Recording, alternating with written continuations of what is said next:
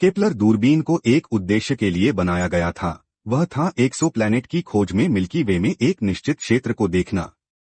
Exoplanet Hunter ने सैकड़ों हजारों तारों का अवलोकन किया और अपने जीवन काल में हजारों एक्सोप्लैनेट की खोज की।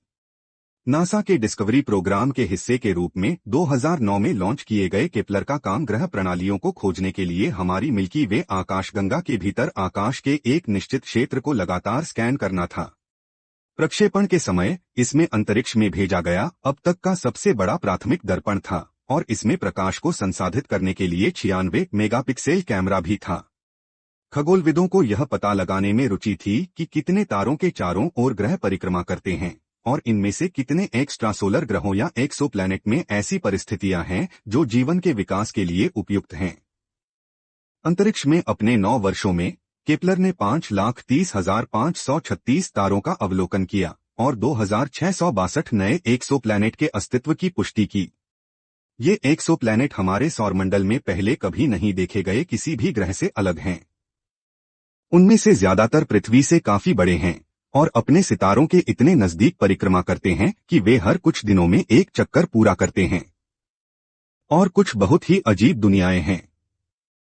कुछ ग्रहों की सतह तारों की ओर है और तापमान इतना है कि लोहा पिघल सकता है और उनका पूरा गोलार्ध तरल पिघली हुई चट्टानों के महासागरों से ढका हुआ है। बृहस्पति के आकार के अन्य एक्सोप्लैनेट एक नहीं बल्कि 2 तारों की परिक्रमा करते हैं। यदि आप इनमें से किसी एक ग्रह की सतह पर खड़े होते तो आप एक द्विआधारी सूर्यास्त देख पाते। लेकिन केपलर की विरासत यह है कि इसने पृथ्वी के आकार के ग्रहों को अपने मेजबान तारों से सुरक्षित दूरी पर परिक्रमा करते हुए सफलतापूर्वक पाया, जिसे रहने योग्य क्षेत्र या गोल्डीलॉक्स क्षेत्र के रूप में जाना जाता है। यह वह जगह है जहां तापमान इतना गर्म होता है कि पानी उनकी सतहों पर संघनित हो जाए, लेकिन इतना ठंडा नहीं कि यह पूरी तरह से जम जाए। हालांकि इस क्षेत्र में होना जीवन के अस्तित्व की गारंटी नहीं देता है, लेकिन पानी की उपस्थिति महत्वपूर्ण है और जैसा कि हम जानते हैं जीवन की नींव है। केपलर द्वारा खोजा गया एक ऐसा एक्सोप्लैनेट जिसने हाल ही में शोधकर्ताओं के बीच उत्साह पैदा किया है, उसे K2-18 भी कहा जाता है। सितंबर 2019 में 2 वैज्ञानिक टीमों ने स्वतंत्र रूप से घोषणा की कि उन्हें ग्रह के वायुमंडल में तरल पानी के संकेत मिले हैं। पृथ्वी से 124 प्रकाश वर्ष दूर स्थित K2-18 भी पृथ्वी के द्रव्यमान का लगभग 8 गुना और 3 गुना बड़ा है। यह K2-18 नामक मुख्य अनुक्रम लाल बौने तारे की परिक्रमा करता है। लाल बौना तारा सबसे छोटा, सबसे ठंडा तारा है और आकाशगंगा में अब तक का सबसे आम प्रकार का तारा है। केपलर के डेटा के अनुसार खगोलविदों का अनुमान है कि 6% लाल बौने तारों में गोल्डीलॉक्स जोन में पृथ्वी के आकार का ग्रह है, कम से कम हमारे पड़ोस में। ऐसे किसी ग्रह की सतह पर पानी मिलना संभावित रूप से रहने योग्य एलियन दुनिया की खोज में एक महत्वपूर्ण खोज है। K2-18 भी केपलर द्वारा खोजे गए सभी एक्सोप्लैनेट में से पहला ऐसा ग्रह है जिस पर पानी है। केपलर ने इस ग्रह की खोज सबसे पहले 2015 में की थी और तब से इसकी संरचना का अध्ययन स्पिट्जर और हबल स्पेस टेलीस्कोप जैसी अन्य दूरबीनों का उपयोग करके किया जा रहा है। केपलर ने मुख्य रूप से एक्सोप्लैनेट शिकार के लिए पारगमन विधि के रूप में जाना जाने वाला तरीका इस्तेमाल किया। इसका अनिवार्य रूप से मतलब है कि अगर कोई ग्रह किसी तारे के सामने से गुजरता है तो तारे से आने वाली रोशनी थोड़ी मंद हो जाती है और इसी तरह हम बता सकते हैं कि वहां कोई ग्रह है। मंद होने का स्तर और यह कितने समय तक रहता है, इससे हमें ग्रह के आकार और कक्षा के बारे में महत्वपूर्ण जानकारी मिलती है। हालांकि किसी एक्स्ट्रासोलर ग्रह के पारगमन का पता लगाना बहुत चुनौतीपूर्ण है। उदाहरण के लिए पृथ्वी का व्यास सूर्य के व्यास का केवल एक 109वां हिस्सा है, इसलिए सौर मंडल के बाहरी पर्यवेक्षक के लिए पृथ्वी का मार्ग सूर्य के आउटपुट को केवल 0.008% तक मंद कर देगा। केपलर के कैमरों को चमक में इस छोटे से बदलाव का पता लगाने के लिए पर्याप्त संवेदनशील होना पड़ा। 2014 में इसी विधि का उपयोग करते हुए केपलर ने पहली बार संभावित रूप से रहने योग्य एक्सोप्लैनेट पाया। केपलर 186F ने नासा द्वारा इसकी खोज की घोषणा किए जाने पर अंतरिक्ष के शौकीनों की कल्पना को जगा दिया था। अब एक नए अध्ययन से पता चलता है कि 500 प्रकाश वर्ष दूर स्थित इस ग्रह पर भी हमारे जैसे ही मौसम और जलवायु हो सकती है। जॉर्जिया टेक यूनिवर्सिटी के नए शोध ने ग्रह के घूमने और अक्षीय झुकाव का विश्लेषण किया है और पाया है कि इसका झुकाव पृथ्वी की तरह स्थिर है, जिससे यह संभावना बनती है कि केपलर 186f पर भी नियमित मौसम और स्थिर जलवायु हो। दुनिया भर के शोध विश्वविद्यालयों में विशाल केपलर डेटाबेस पर इसी तरह का शोध चल रहा है। वास्तव में हाल के वर्षों में पिछले केपलर निष्कर्षों को, जिन्हें एल्गोरिथम त्रुटि के कारण संभावित पृथ्वी के आकार के एक्सोप्लैनेट के रूप में खारिज कर दिया गया था, फिर से खोजा जा रहा है। इन झूठे सकारात्मक निष्कर्षों का अब धीरे धीरे अन्य दूरबीनों के डेटा के साथ फिर से विश्लेषण किया जा रहा है। ऐसा ही एक ग्रह है केपलर 1649c। 2020 के मध्य में जब केपलर के पुराने डेटा को खंगाला गया और ट्रांजिटिंग एक्सोप्लैनेट सर्वे सैटेलाइट या टेस के नए डेटा से उसका मिलान किया गया, तो खगोलविदों ने जीवन के लिए बहुत अनुकूल परिस्थितियों वाले एक और एक्सोप्लैनेट के अस्तित्व की पुष्टि की।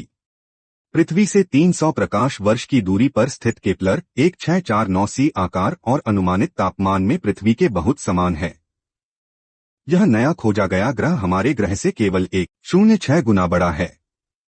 साथ ही इसे अपने मेजबान तारे, जो कि एक लाल बौना भी है, से मिलने वाले प्रकाश की मात्रा पृथ्वी को हमारे सूर्य से मिलने वाले प्रकाश की मात्रा का 75% है, जिसका अर्थ है कि एक्सोप्लैनेट का तापमान भी हमारे ग्रह के तापमान के समान हो सकता है।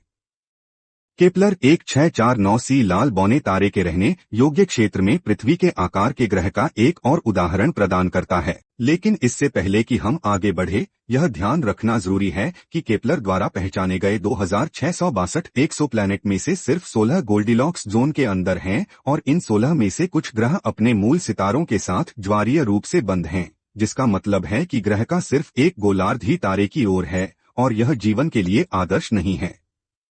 अन्य ग्रह पृथ्वी के बड़े संस्करण की तुलना में नेपच्यून के छोटे संस्करण की तरह हैं और नेपच्यून जैसे ग्रहों की सतह पर पानी की किसी भी परत के चारों ओर हाइड्रोजन का एक महत्वपूर्ण आवरण होने की उम्मीद है, जिसमें चट्टान और लोहे का ग्रहीय कोर होगा। अगर हाइड्रोजन का आवरण बहुत मोटा है, तो नीचे की पानी की परत का तापमान और दबाव जीवन को बनाए रखने के लिए बहुत ज्यादा होगा।